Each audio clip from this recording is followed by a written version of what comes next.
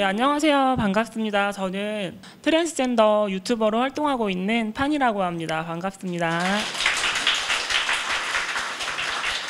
네, 사실 언제부터인지 아니면 어디서부터인지 말씀을 드려야 될지 잘 모르겠어요. 근데 일단 저의 스토리를 좀 들려드리려고 합니다. 예전에 봤던 일본 만화 중에서 람마 2분의 1이라는 그런 일본 만화가 있어요. 그러니까 주인공이 어떤 저주받은 샘에 빠져가지고 찬물을 끼얹으면 여자가 됐다가 뜨거운 물을 끼얹으면 남자가 됐다가 뭐 이런 내용인데, 그런 생각을 했었던 것 같아요. 정말 저런 게 있다면 난 정말 찾아가서 차가운 물만 맞고 평생 살 수 있으니까 여자로 살고 싶다, 막 진짜 찾아가고 싶은 마음도 들었을 정도고요. 근데 그런 게 없다는 걸 알고 굉장히 또 좌절했었던 기억이 나요. 동성애자랑, 그러니까 게이랑 트랜스젠더랑 사람들이 많이 좀 혼동도 하시는 것 같고, 그러면 그냥 여성스러운 게이로 살면 되지 않냐 이렇게 말씀을 하시는 분들도 계세요. 근데 완전히 다르다고 생각을 해요. 그러니까 게이분들에게 너 그럼 여자로 수술하면 되겠다 이렇게 하면 굉장히 황당하게 느끼듯이, 저희 보고도 수술하지 않고 그냥 남자를 좋아하면서 그냥 그렇게 살면 되지 않느냐고 하면은 저희는 살 수가 없어요. 그 트랜스젠더라는 거는 태어난 성별과 그리고 내 정신적 성이 달라서 그로 인해서 성별 그런 불쾌감을 느끼고, 그래서 이제 뭐 맞춰서 변해가는, 뭐 혹은 뭐 변하지 않는 사람도 있지만 그런 과정을 겪어야만 되는 사람들입니다. 그렇게 하다 이제 고등학교가 되면서 텔레비전에 하리수 씨가 나왔어요. 저는 그때 이제 한창 또 인터넷도 많이 보급이 되면서 저렇게 수술이 되는구나, 저렇게 수술도 하고 저렇게 당당하게 살 수가 있구나. 그래서 저는 그때 확신을 가지고 수술을 결심을 했어요. 그때 제 나이가 고1이었는데요. 그때 수술을 결심을 하고 나니까 너무 더 좌절감이 느꼈어요. 왜냐하면 저는 그때 당시에는, 그러니까 남성덕이라고 하죠. 그 남자의 그런 상징이나 이런 외모나 모든 게 너무 많았거든요. 뭐 수염도 굉장히 많았고, 뭐 외모도 그렇고, 그러니까 나를 보면서 되게 좌절을 느꼈어요. 이걸 수술을 할 수 있을지도 되게 의문이었고, 수술을 한다고 한다면 이게 막 돈이 어마어마하게 들 것 같고, 그리고 행여나 돈을 들어서 수술을 한다고 해도 과연 이렇게 사람들이 인정하고 그냥 누가 자연스럽게 여자라고 느끼면서 살 수가 있을까에 대해서도 굉장히 고민을 많이 하게 됐는데요. 뭐 사실 그 나이 때 할 수 있는 게 뭐가 있겠어요. 뭔가 경험을 하기에는 돈도 많이 필요하고, 뭐 여러 가지 또 사람과의 관계에 있어서도 굉장히 어렵고 우울감도 많이 느꼈거든요.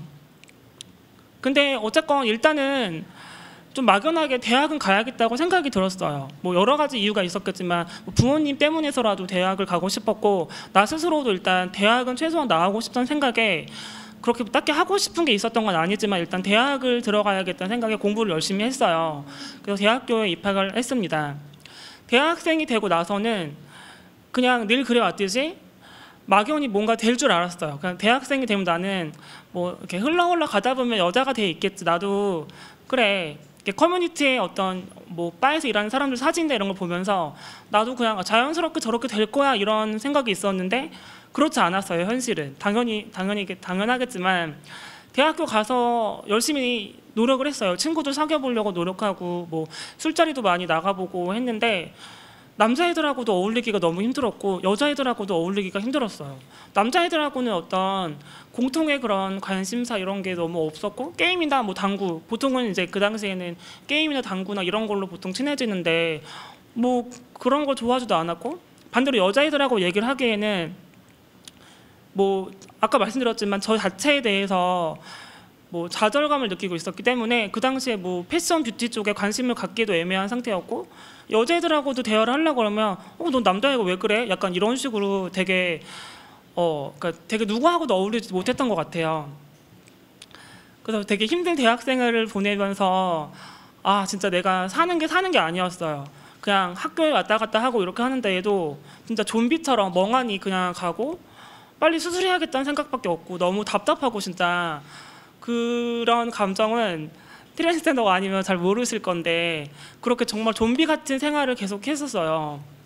이제 여름방학이 돼가지고 처음으로 커밍아웃을 했어요. 부모님에게 나는 여자로 삶을 살 거다라고 하니까 뭐 처음에는 뭐 말도 안 된다 이렇게 하시다가 뭐 화도 내시고 눈물도 흘리시고 이렇게 그쵸 굉장히 다양한 반응을 보이셨지만 오랜 기간 대화도 해보고 했지만 이것은 타협이 불가능한 거예요. 뭐 지금도 마찬가지겠지만 네 그쵸 부모님들에게 그걸 처음에 말을 하면은 어떤 부모님이 그래 힘들었겠구나 수술 시켜줄게 이런 부모님은 없잖아요. 그래서 저도 오랜 기간 대화를 시도했지만 이게 결코 되지 않는구나라고 결론을 지었고 그런 상황에서 수술비를 벌기 위해서 뭘 하면 좋을까 생각을 해봤어요.